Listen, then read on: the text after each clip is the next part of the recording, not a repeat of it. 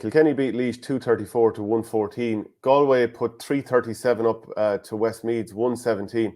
Now, having been in a position of GAA president and trying to bring through counties, and now Laois were down an awful lot of players for this game. That has to be stated here.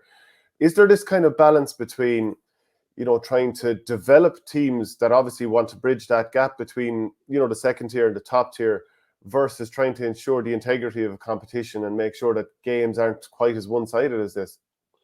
What the current system that's in, obviously in Leinster and in Munster as well, of course, that's where scoring difference is going to be an issue. You saw Galway on that famous, was it a Saturday or a Sunday evening a few years ago in Parnell Park, and we were all glued to our radios to know what the results were, and we saw that Galway were knocked out. So ever since that happened, teams are going to pile on the scores against Laois and Westmeath, who are quite a distance away from the other four teams in the province. There's no point in saying otherwise. Now, I know Wexford have only 1 point so far, but Laois was the poorest I saw Laois in a long time.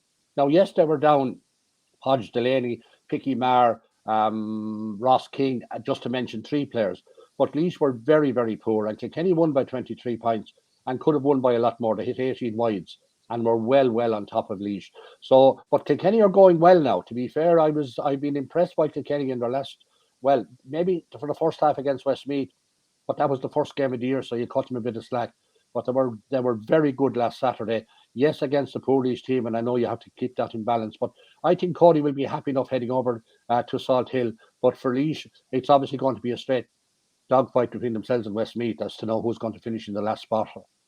Yeah, but in terms of the competition integrity, well, there is an issue. There's an issue about that, But I mean, I was listening to the Sunday game last night, and they talk about money and investing money. It's not that long ago when Liam O'Neill was president. He proposed that €1 million be spent on a number of counties. Now, I ended up actually chairing the group in Leinster that involved Carlow, Laois, Westmeath, and Offaly, and they got €200,000 over a period of 5 years. Now, Antrim got it as well, and that money was invested in, it wasn't just a check handed to the county board. It was invested in how we could, the principle behind it was, how can we get those counties up to a level of preparation that the tier 1 counties are doing? Because bear in mind, you had Carlow players in Carlow IT with Kilkenny players, and they were comparing their whole training regimes. So the thinking was, how can we make things better for them? So they got 40 grand a year to help them maybe improve their whole physical preparation. Had they access to the right gyms? Had they the right equipment?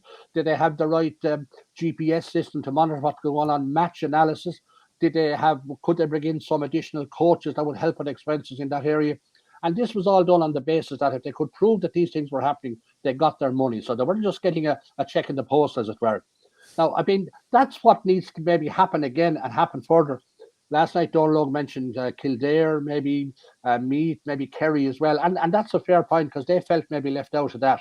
But for as long as we've been talking hurling, not just on this programme, but on every other programme, the bottom of tier 1 and the top of tier 2, if you want to put it that way, that has always been an issue, Shane. It hasn't just arisen this weekend with those 2 results. It's always been the case. But I'm telling you, if you talk to a Laois or Westmeath player this morning, they will still say, I want to play in tier 1 and rather than play in tier 2. And Michael's own county, Offaly, what they wouldn't give to be back up in tier 1, and hurling would be the better for it if they could get up there as well. But such is the way it is.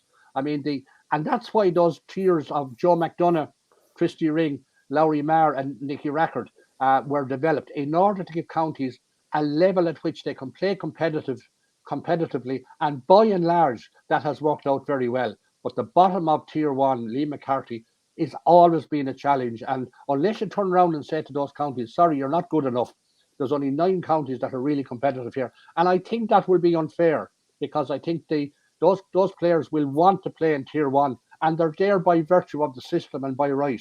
And that's why I feel that they need to get plenty of support.